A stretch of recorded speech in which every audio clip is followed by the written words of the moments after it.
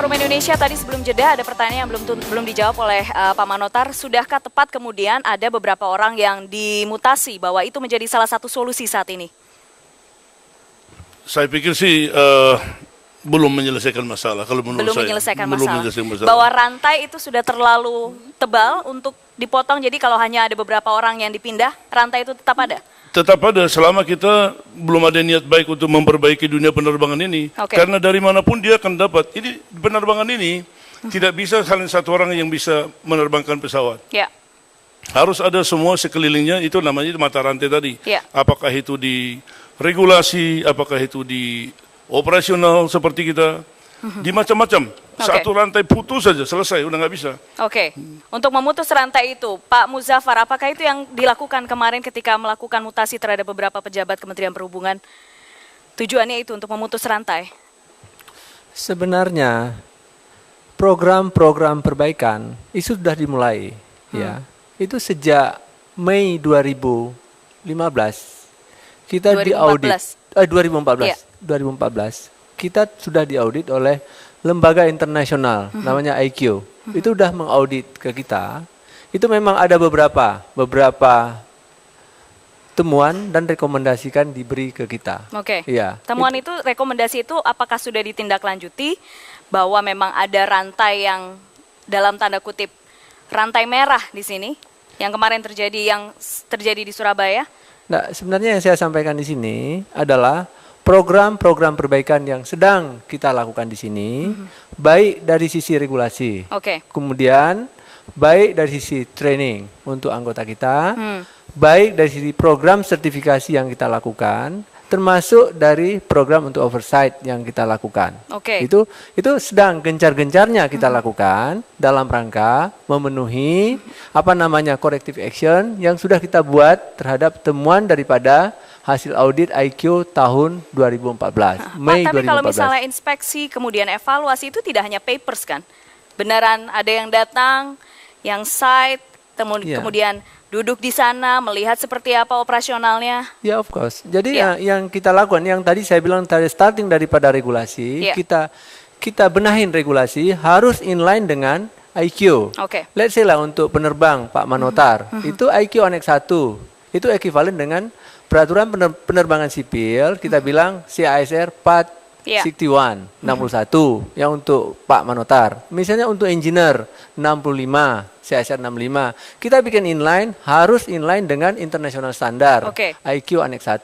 Ini kita terus-menerus kita lakukan ini. Tadi juga apa yang disampaikan oleh Mbak, bahwa kita tidak hanya duduk di atas meja, kita kirimkan inspektor ke lapangan untuk melakukan surveillance, melihat langsung apa yang terjadi di sana. Dan inspektor ini memang clear, independen, dan memang semua hasil itu memang sesuai dengan keadaan di lapangan. Ya, sebelum kami kirim inspektor ke sana, kami bekalin training untuk inspektor yang bersangkutan. Kami ada satu program training yang kami bilang ITS, Inspektor Training Karena System. masyarakat sekarang sudah mulai ini juga Pak, curiga juga, jangan-jangan pengecekan selama ini ada negosiasi, lolos-lolos aja, tapi kejadian yang kemarin. Begini lagi, dalam pemeriksaan itu tidak pernah kita kirim satu orang inspektor untuk melakukan pemeriksaan, lebih dari satu. Itu artinya apa? Pemeriksaan lebih detail, dan itu bisa konsultasi yang terjadi. Sangat-sangat detail yang kita lakukan. Oke, pencegahan sudah dilakukan, sistemnya sudah ada, tapi masih tetap sulit untuk memutus rantai itu. Itu disampaikan tadi oleh Pak Manotar. Dan dampaknya sekarang adalah pemerintah kemudian membekukan izin terbang AirAsia rute Surabaya-Singapura untuk sementara waktu sampai investigasi selesai. Dan yang terbaru adalah menetapkan tarif batas bawah dari 30% menjadi 40%. Sekalipun kritikan ada, Pak Dudi, bahwa tidak ada hubungannya antara LCC dengan keselamatan. Nah, ini ada pertanyaan sebenarnya dari rekan-rekan mahasiswa, mungkin bisa ditanyakan ke Pak Dudi ya. Dari Farhan Zikri dari Universitas Indonesia, jurusan ilmu komputer. Farhan, silakan. Ya, selamat malam, nama saya Farhan Zikri dari Universitas Indonesia. Yang ingin saya tanyakan adalah, selama 10 tahun terakhir ini kita sudah cukup banyak mengalami kecelakaan dalam bidang penerbangan seperti ini. Namun mengapa kebijakan terkait LCC ini baru dikeluarkan sekarang? Apa sebenarnya yang menjadi pertimbangan pemerintah untuk melakukan kebijakan ini? Apakah ini tidak terlalu terlambat? Kenapa kebijakan ini kita keluarkan dari dulu saja? Gitu.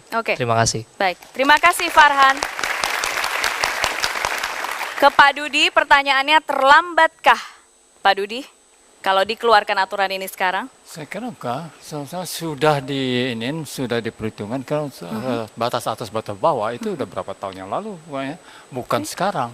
Hanya jangan dikaitkan bahwa batas bawah ini yang dipersoalkan itu mengabaikan safety, tidak. Pesawat tidak akan bisa berangkat Pak kalau tidak memenuhi safety dan security. Dua-dua ini mesti ada. Apakah itu yang full service atau yang low cost carrier, itu dua-duanya mesti memenuhi comply to it, baru dia boleh terbang.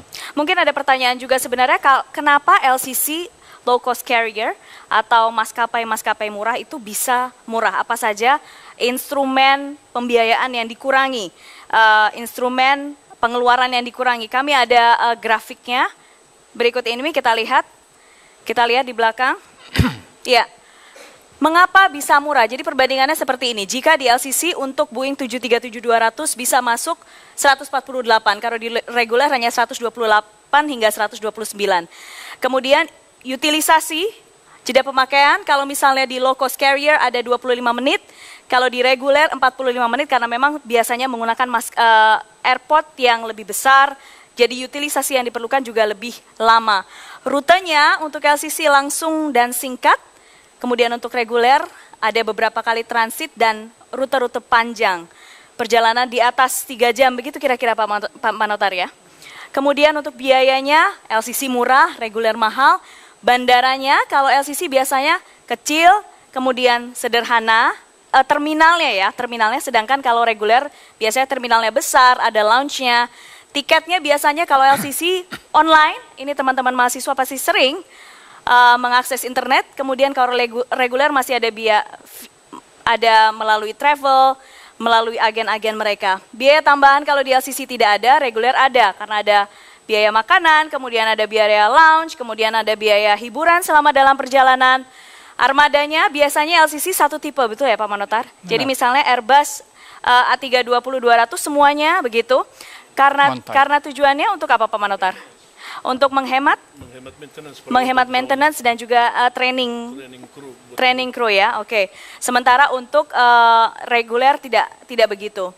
Ya, ini dia. Rata-rata sumber pendapatan low cost carrier 16% dari jumlah tempat duduk penerbangan yang padat, pemanfaatan pesawat yang lebih tinggi, 3% biaya karyawan yang lebih kecil, bandara yang lebih murah, standarisasi tipe pesawat, dan 10% adalah dari biaya terminal yang lebih kecil.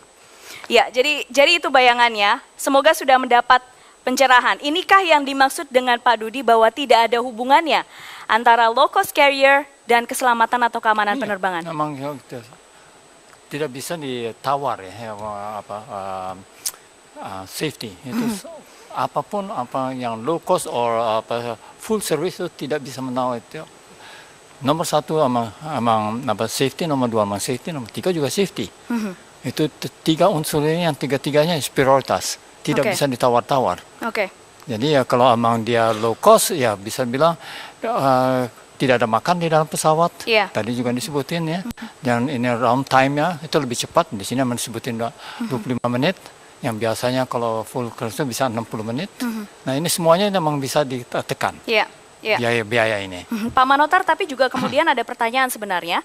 Kalau misalnya low cost, ini kejadian Tiger Airways, mohon maaf saya menyebutkan salah satu maskapai, di Australia sempat di-ban 2010, 2011, karena membuat karyawannya kelelahan. Itu utilisasi karyawannya yang begitu tinggi. Itu mungkinkah terjadi di LCC kita? Nah, itu juga sebetulnya ada faktor juga ya, tapi mostly bukan itu yang penyebab utama ya. Tadi juga pertanyaan saya sebetulnya hampir juga mau menanyakan, kita salut pertama dengan LCC bisa menjual tiket murah, di mana pengoperasian pesawat itu adalah high cost. Dari mulai apa? Pesawatnya mahal, bayar krunya, kaptennya mahal, bandaranya mahal, semua mahal, tapi bisa jual murah itu luar biasa loh. Hebat sekali. Hebat sekali. Makanya menjadi pertanyaan kita semua, di mana aja sih hematnya gitu kan Pak? Nah itu tadi udah ada jawaban kan ditulis beberapa. Satu yang saya lihat dari sisi kepilotan, saya landing di satu tempat, tiba-tiba dikasih saya hanya 25 menit waktu, udah harus siap lagi untuk berangkat. Bagaimana memeras tenaga saya, stres saya, 25 menit loh, you can imagine 25 menit itu berapa lama, begitu turun isi bahan bakar, berangkat lagi. Itu yang biasa terjadi pada LCC? Mostly udah sama dengan, mohon maaf ya kalau saya bilang, udah kayak kuli benar-benar itu kan. Jadi ini kita juga harus melihat dampak ke depannya itu, jangan hanya sementara aja. Kita harus lihat long life dari kaptennya, long life dari krunya, long life daripada pesawatnya. Itu harus kita lihat. Jadi jadi bahwa jangan hanya melihat unsur bisnisnya saja, bahwa itu low cost, menguntungkan pemilik dan juga para pengguna, tapi juga harus dilihat sisi lainnya, yaitu seperti apa kondisi mereka yang bergerak di dalamnya. Awak kabin dan juga pilot. Iya betul. Kita lihat kalau dari CSR kita, Civil Aviation Safety Regulation kita, di situ sangat jelas bahwa the number one is safety. Baik. Bisa ditekan? Ya. Nomor 2 adalah regularity. Nomor 3 adalah PAX comfort, passenger comfort atau cargo comfort. Nomor 4 baru ekonomi. Ini adalah dunia penerbangan kita. Nggak bisa ditawar. Urutan keempat ya. Kita sekarang jeda dulu. Masih ada pertanyaan seputar low cost carrier. Masih ada pertanyaan besar yang akan disampaikan oleh rekan mahasiswa kita. Tetap bersama kami di Forum Indonesia.